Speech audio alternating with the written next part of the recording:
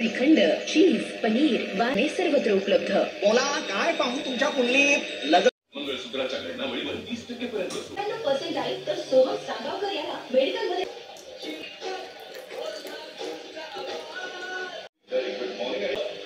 Hello नमस्कार, मी प्रतिभा तुम्हा सर्वांचं स्वागत करते आपल्या चॅनलवर, ज्याचं नाव आहे ब्लॉगर परी। तर आजच्या दिवस तुम्हाला खूप छान सुंदर जाऊन तुमच्या मनातली सर्व इच्छा पूर्ण होईल। झिरमिट चालू झाल्या, ढगाळ वातावरण आहे, पाऊस पण झिरमिट पडायला असं चालू झालेलं आहे। आणि आता 9:35 झालेले आहेत।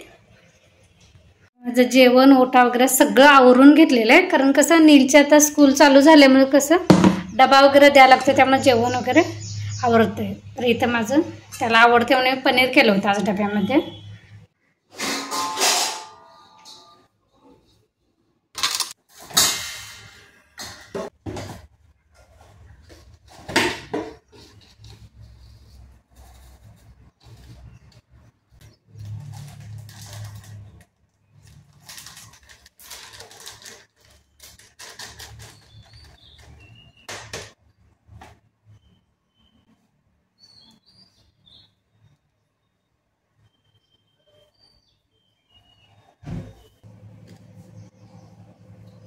इथं मी 1 किलो मैदा घेतलेला आहे, थोडंसं परातीमध्ये मीठ घातलेलं आहे मैदा। त्यानंतर हे तेल गरम करून म्हणजेच मोहन घालायचं आहे आपण, कारण आज मी करंजी बनवणार आहे। कारण आमच्याकडे कसं आता बेंदूर आलाय, म्हणजे आमच्याकडे कर्नाटकी बेंदूर केला जातं, त्यामुळे शनिवारी काहीतरी बेंदूर आहे आणि शुक्रवारी वटपौर्णिमा आहे। आणि मला कसं उपवासाचं असं तेलकट वगैरे करायला अजिबात नाही जमत, कारण मला पित्ताचा त्रास असल्यामुळे मी ह्या 2 दिवसात आमच्याकडे कसं बेंद्राला करंजी केली जाते, तिखट चकली केली जाते आणि गोड चकली केली जाते, असं 3 पदार्थ केले जातात।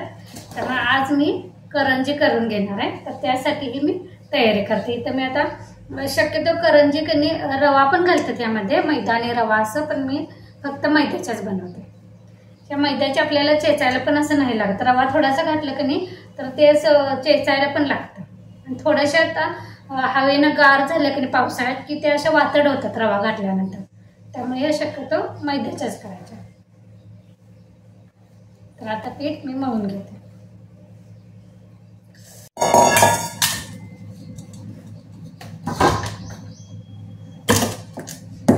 घालून ठेवायचं आणि झाकून ठेवायचं, म्हणजे कसं आता भिजवून ठेवलं की नाही, आता मी हे दुपारीच करणार आहे, पण दुपारपर्यंत हे पीठ की नाही चांगलं भिजलं जाईल ह्यासाठी। तर अजून माझं झाड वगैरे मारायचं आहे, तर नाही अगोदर हे आता झाकण ठेवून देते, म्हणजे करायचं चांगलं फुगलं जाईल आणि चांगलं भिजलं जाईल ह्यासाठी। आणि त्यानंतर मग सारण तयार करून घेऊया।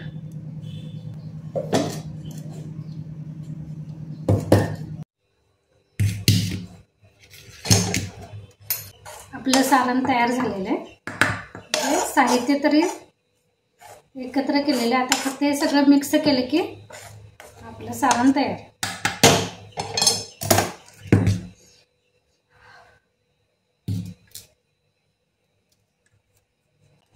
त्यात मी गव्हाचं पीठ घातल्यामुळं भाजून घातल्यामुळं की नाही ते गरम आहे थोडं, तर यामध्ये मी खोबरं 1-1 किसून घालतात। मी बारीक तुकडे पातळ केले आणि ते मिक्सरला कोरडं फिरवलं। त्यानंतर त्यात वेलची पावडर, साखर, म्हणजे साखर बारीक करतानाच मी थोडी वेलची त्यामध्येच बारीक केली, म्हणजे साखरेसोबत वेलची की नाही अगदी पावडर होते थोडीशी भाजून घातली की। त्यानंतर थोडंसं मीठ, त्यानंतर तीळ, पांढरे तीळ थोडेसे भाजून, आणि हे मी गव्हाचं पीठ भाजून घालते, असं तांबूस कलर येईपर्यंत भाजायचं बारीक गॅसवर, आणि ते ह्या सारणामध्ये घालायचं। हे सगळं आता हे मिक्स करायचं।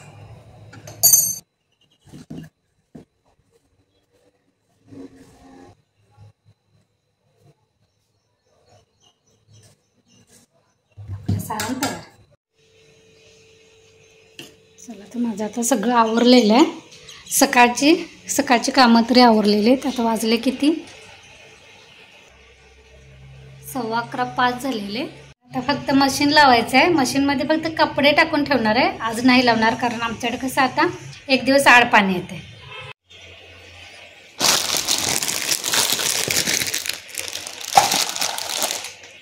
1 किलो खोबरं आणलेलं आहे बघा, त्यातलं इतकं ठेवलेलं आहे, म्हणजे अर्धा किलोपेक्षा थोडं जास्तच वापरलेलं आहे मी। चला, तर ह्यासोबतच आजचा सकाळचा व्लॉग पण मी इथेच थांबवते, पुन्हा भेटू नवीन व्लॉगमध्ये, तोपर्यंत